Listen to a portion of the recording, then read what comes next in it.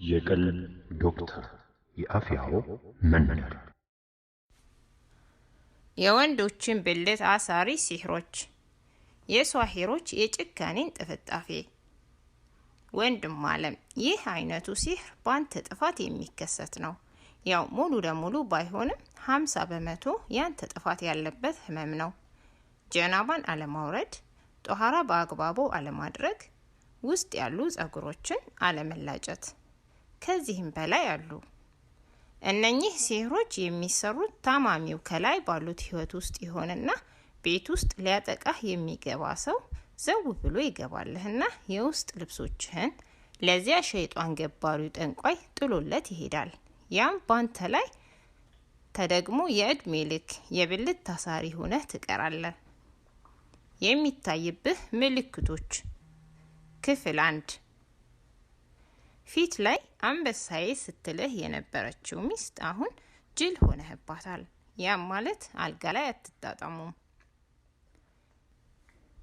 የብልትህ መወጠር እጅግ በጣም ይቀንሳል። ያም ልፍስፍስ ብልት ይሆንና ስሜት ቢኖረው እንኳን ታርጌቱን አይመታም። የብልት ማሳከክ መቆጥቆጥ ይኖራል። ማከኩ ሊያደማ ቁስል ሊያኖርም ይችላል። ከእምብርትህ በታች ውጋት መሰማት፣ ጎንና ጎንህን የሚመዘምዝህ ነገር ያሰቃይሃል።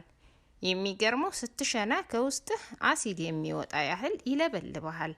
በልይህ የቱቦ ኢንፌክሽን ሲሆን ከ100 ወንዶች 1 ወይም 2 ወንድ የሚይዘው ኢንፌክሽን ነው። ይህም ቁልጭ ያለ የሲህሩ ወገብ በጣሽ ምልክት ነው። ከስር ያለው የዘር ፍሬ ህመም ይህ በጣም አስጠሊታ የሚባል ህመም ነው። በተነፈስክ ቁጥር ይወጋሃል። ደስ የማይል ስሜት ይሰማሃል። ተቅማጥ ያስቸግርሃል። አው ይህ ሲህሩ ሲጀምር አሊያም ሲህሩ ሲጠነክር የሚፈጠር ምልክት ይሆናል። ግና ወደ ታች ማለትን የታመመ ያውቀዋል። ከወራት በላይ የቆየ የብልት አካባቢ እብጠት አለ። ጫን ስትለው ህመም አለው። ይህም እጅግ አስቸጋሪ ሲሆን በህክምና ረገድ መድኃኒት የለውም።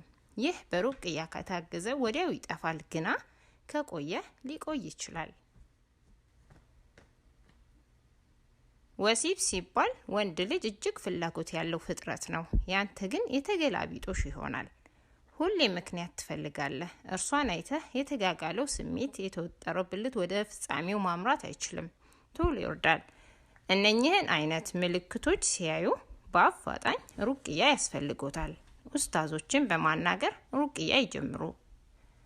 በሲህርም ይሆን በጅን ልክፍት ለደረሰባችሁ በሙሉ በቴሌግራም አድራሻችን በጽሁፍ መጠየቅና በማንኛውም ሰዓት የሩቃ ህክምና ማግኘት ትችላላችሁ። ሊያውቁ የሚገባው ህክምናችን ባሉበት ቦታ ሆነው በአዝካርና ነብያዊ ሱናን በተከተሉ መድኃኒቶች የሚካሄድ ነው።